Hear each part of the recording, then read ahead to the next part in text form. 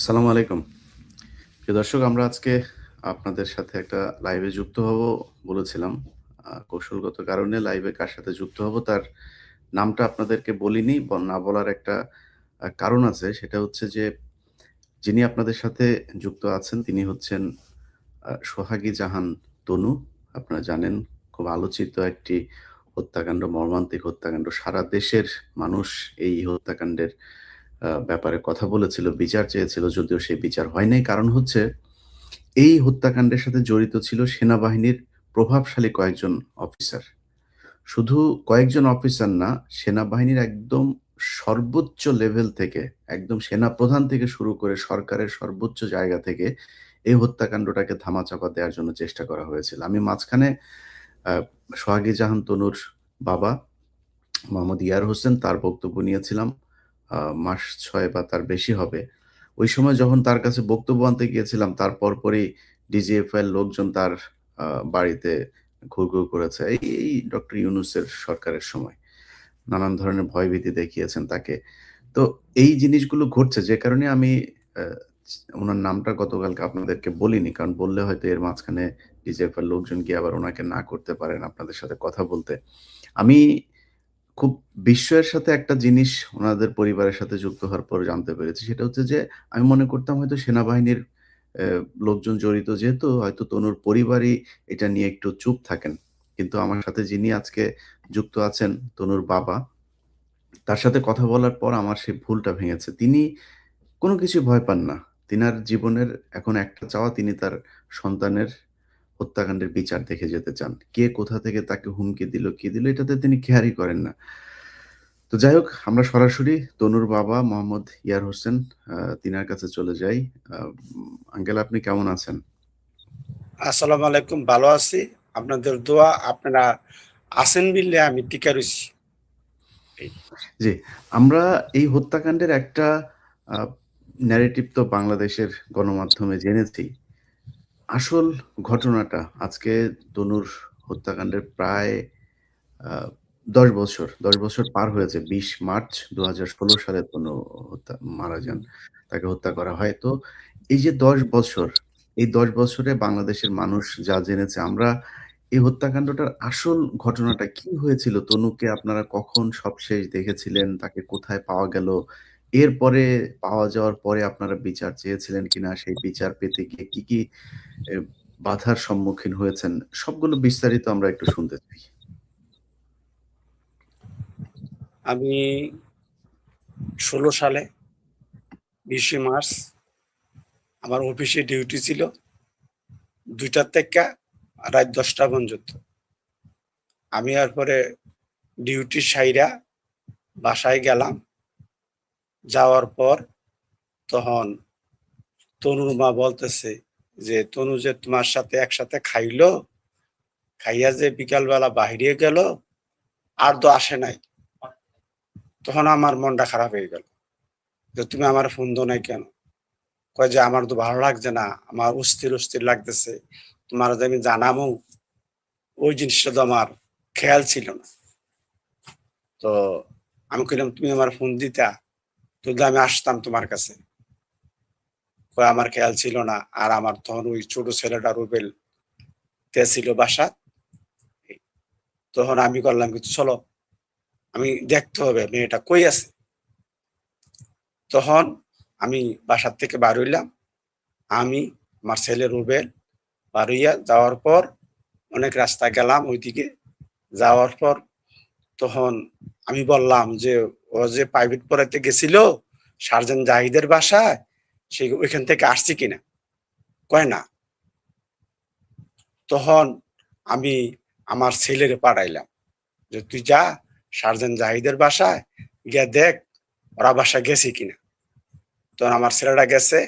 আর আমি তখন ওই এক মাস্টার ছিল, ওই মাস্টারের লইয়া ক্যান্টনমেন্ট স্কুলের স্যার ছিল, ওই স্যার সুদ্ধা আমি সুদ্ধা এরপরে ওই জায়গা দেখতে গেলাম।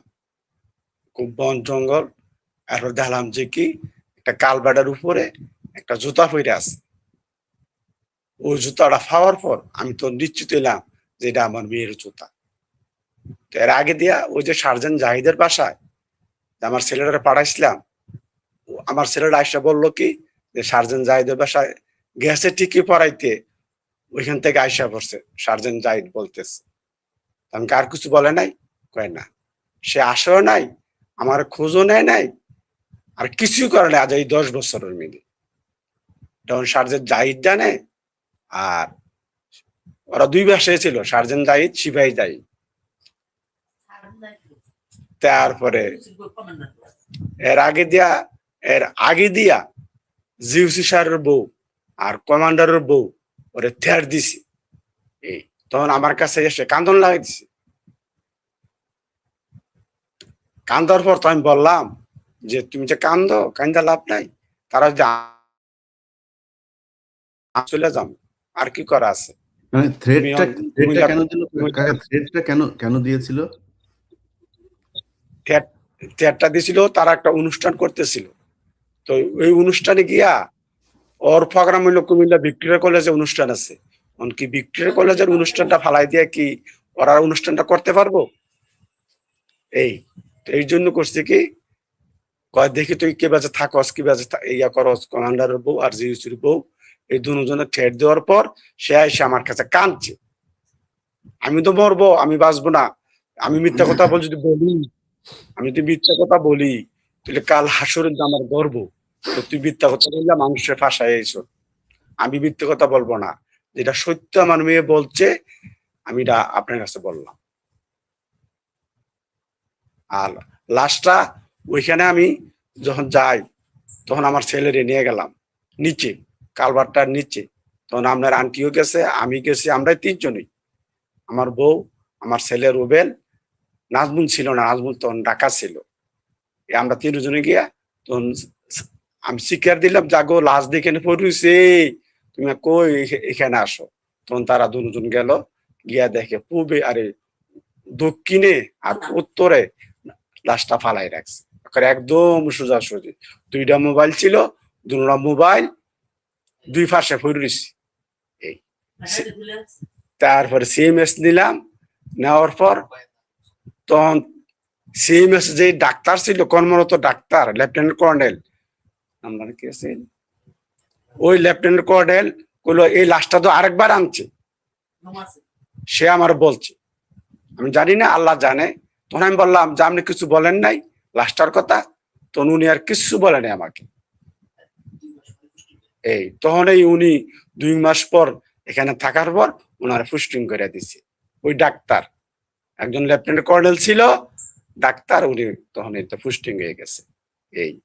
আর এই লাশ দিয়া দো বা এই কেস দিয়া দো কত ডিজিএফআই, কত আইন শৃঙ্খলা বাহিনী আমার হয়রানি করছে, ধর আমার কর মতো না। আচ্ছা 10 বছর হয়েছে আমি যে বাচ্চা রয়েছি, এই বেশি আল্লাহ আমার বাঁচাই রাখছে। তো জানি না, আল্লাহ জানে, আমার মা বাবার দোয়া আছে, আমার এটি বিশ্বাস মনে হয়। নাহলে তো আমি মেরুদণ্ড অপারেশন, কারো সাহায্য পাই নাই, কারো কুচ্ছুই পাই নাই। যে আমার অফিস কি, তখন এই সিইউ ছিল মনিরুল ইসলাম, উনি একটা দরখাস্ত লেখাইয়া, অজ্ঞাত মামলা লেখাই আমার তো সই আনছে। আমি যেটা করলাম নিলি, আমি সার্জেন্ট জাহিদ, সিপাহী জাহিদ, তখন ওই জিউসির বউ, জিউসির সহ আমি কেস দিলাম। এই কমান্ডার শুদ্ধ তারা জবরদস্তি কি আমার কেসটা, আমার এই সিইউ যে ছিল মনিরুল ইসলাম, উনি আমার কেসটা তো নষ্ট করে ফেলছে। উনি ডাকা হোক, উনি আমার কেসটা কেন লেখলো, আমার সারা কেন লেখলো এই কেসটা, কার দেয়ালে হাইলো, কার অনুমতিতে কেসটা হইলো? আচ্ছা, আপনারা, আমি যতটুকু জানি যে তৎকালীন পুলিশের সিআইডি বিভাগ আপনাদের এই মামলাটা নিয়ে কাজ করতে চেয়েছিল। সিআইডির কর্মকর্তারা কি আপনাদের সাথে কখনো কথা হয়েছে? তারা কি বলতো? মানে তারা তো সেনাবাহিনীর বেশ কয়েকজনের তালিকাও করেছিল যাদের জিজ্ঞাসাবাদ করতে চেয়েছিল, ডিএনএ টেস্ট করতে চেয়েছিল। ওই সময়ে মানে তারা এই কাজগুলো করতে পারে নাই কেন? এই ধরনের কোনো কথাবার্তা আপনি তাদের কাছ থেকে শুনেছেন? তারা বলছে যে দেয় নাই, তদন্ত করতে জিউসি দেয় নাই, কমান্ডার দেয় নাই, তারা বলছে এটা। মানে কি বলেছিল জিওসি কমান্ডার, তারা কি বলেছিল তাদেরকে? তারা বলছে যে আমি বললাম যে স্যার আপনারা এটা ইনকোয়ারি করেন, বা তখন ওই তারা কইতেছে যে জিওসি কমান্ডার চায় না বা সেনাপ্রধানও চায় না এটা বিচার হোক। আমরা কই যাব? একথা